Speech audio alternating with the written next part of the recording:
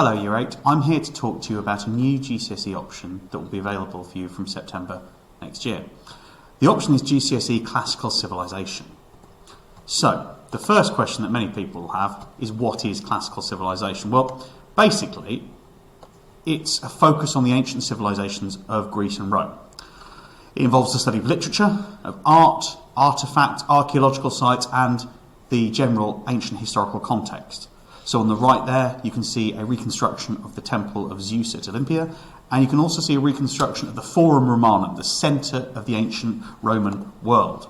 So it doesn't matter if you haven't studied the Greeks or Romans since primary school. All you need is a real interest in the ancient world and its cultures. Now, I will say, however, for this option, there's going to be slightly less time than some other options, so you will have to really make sure that you are completely focused, and you will be expected to carry out some extra reading and extra prep work at home. So that's something to be aware of. One of the best things about Classical Civilisation is how many different things there are to study. So if you enjoy subjects like English, or history, then Classical Civilisation lets you do a bit of everything while studying two of the most important civilizations in the Western world. This is where the origins of our culture, our society, our history come from. And who wouldn't want to know things like, well, what did Romans do in the bath? What did Hercules, now I said something there, I said Hercules, but what did Hercules or Hercules do that was so amazing? Where does Odysseus go for all those years? How do you insult someone like a Roman would?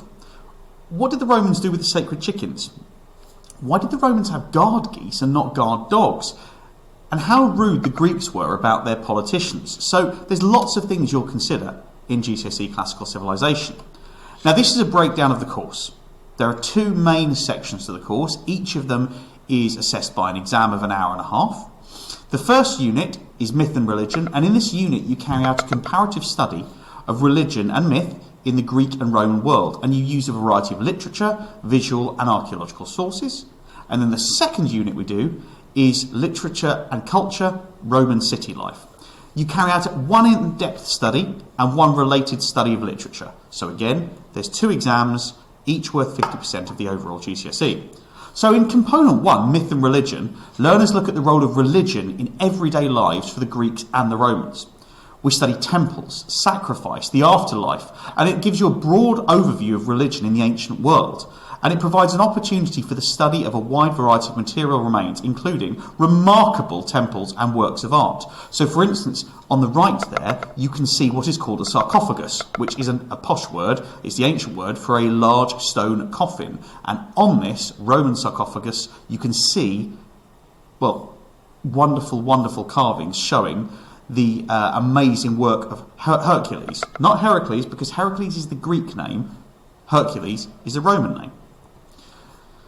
In this, we look at the Greek and Roman gods, their different roles, their different names, their different, I suppose, interpretations of the same thing. We look at the universal hero, Heracles and Hercules in the Greek and Roman world, comparing him. We look at religion in the city. We look at temples, comparing again Greek temples with Roman temples. We look at the foundation stories of Greece and Rome. Okay, we look at festivals in the ancient world, myth and symbols of power, death and burial practices, and journeying to the underworld. And on the right there you can see a map showing the locations of what we call the labours of Hercules, all across, as you can see, centred on Greece, but also further abroad. There are a range of prescribed literary sources we have to look at. So, for instance, we have to look at the Homeric hymns, hymn to Demeter, the hymn to Heracles the Lion-Hearted. We look at Plutarch and his parallel lives and a comparison of Theseus and Romulus. We read Livy, the early histories of Rome, various sections of that, and Ovid, Metamorphosis, okay? Achilles and Hercules, Hercules and Nessus, and the death of Hercules. And we look at Orpheus and his journey into the underworld. And finally, we look at the Aeneid, okay? And specific places and sites we have to look at. We look at the Temple of Zeus at Olympia, the Parthenon, the Bassai Frieze, which is somewhere in the British Museum, the Theseus Kylix, which is a type of cup, which again is in the British Museum, the Pantheon in Rome, the Temple of Fortuna Virilis, and the Augustus of Prima Porta statue, which again is in Rome, and the Areopagus, the temple, I should say the altar of peace in Rome that was built by the first Emperor Augustus. For component 2, we look at city life, and for this we look at everyday life in the Roman cities with a focus on the imperial period, looking at the cities of Rome, Ostia, Pompeii and Herculaneum. We look at Roman housing, the Roman home and family life, society, and also leisure and entertainment, which includes gladiators, includes theatre, etc.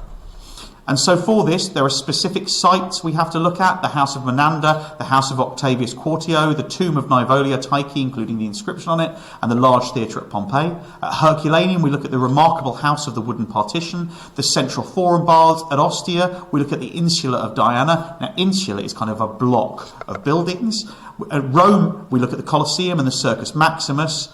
But we also look at other buildings as well, comparing, contrasting and looking for common features. And we look at specific inscriptions from across the Roman world. We also look at satire and fiction. We look at Pliny and his letters. We look at experiencing Roman city life through literature. And we look at the relationships and Roman society generally through the study of literature from the time. Classical civilization helps you develop good skills such as essay writing, source analysis, and it teaches you how to structure a good argument.